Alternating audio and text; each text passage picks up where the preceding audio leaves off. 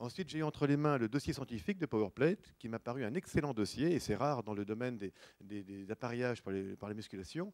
C'est un très très bon dossier scientifique, avec des études de très bonne qualité sur l'ostéoporose, sur le muscle, et sur d'autres éléments encore. Et il y avait une étude notamment sur la circulation sanguine, que j'avais donc entre les mains.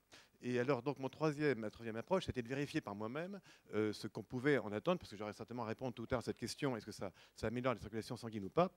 Et c'est ce que j'ai fait récemment, et j'ai utilisé pour ça un appareil qui est un appareil très pointu, qui est récent aussi, qui s'appelle le micro-angioscope. C'est un appareil qui permet de voir la microcirculation. Les petits vaisseaux capillaires sont grossis 400 fois. Donc c'est un appareil qu'on a mis en place depuis 1 an maintenant avec l'INSERM et qui est très performant et qui permet d'avoir des images qui sont très parlantes. Et donc on a fait des essais. Donc en regardant la microcirculation pendant des images avant l'exercice physique sur PowerPlate. Ensuite, on fait la séance de PowerPlate et on revérifie ensuite la microcirculation. Et vous avez des images avant-après qui sont lisibles par tout le monde parce qu'il n'y a pas de courbe, il n'y a pas de chiffres compliqués. C'est simplement une image où on voit la microcirculation qui est très améliorée après. Donc la réponse maintenant aujourd'hui est formelle. Est-ce que ça améliore la circulation sanguine, la microcirculation sanguine? La réponse est oui. L'amélioration est parfaitement visible.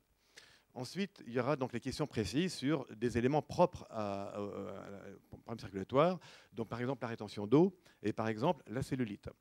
Sur la rétention d'eau, je n'ai pas fait une véritable étude.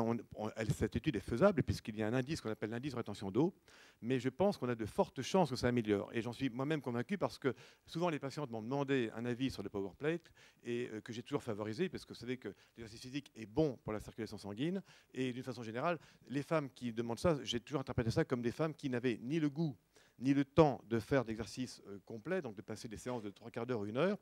Et donc, faire 10 minutes ou un quart d'heure de gymnastique, d'exercice physique, c'est toujours bon pour un système veineux.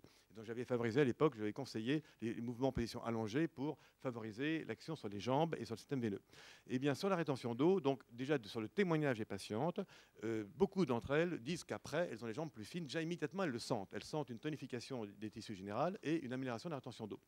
Mais ça peut être objectivé de façon précise, scientifique et publiée par une étude avec l'indice de rétention d'eau.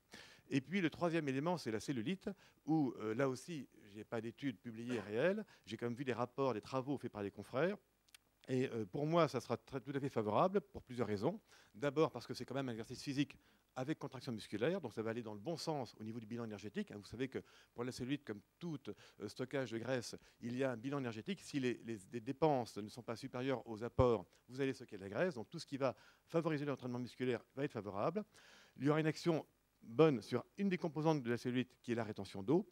Et je pense, mais là encore, c'est un travail à faire, mais c'est très très probable qu'on aura une action sur le collagène, sur les fibroblastes. Les vibrations, donc les stimulations mécaniques stimulent les cellules osseuses, celles qui fabriquent de l'os, donc les ostéoblastes. C'est comme ça que ça agit sur l'ostéoporose. Le fibroblaste est très très proche comme façon de fonctionner de l'ostéoblaste. Le fibroblaste, c'est la cellule dans la graisse, dans le tissu graisseux, qui produit du collagène, ou dans la peau également.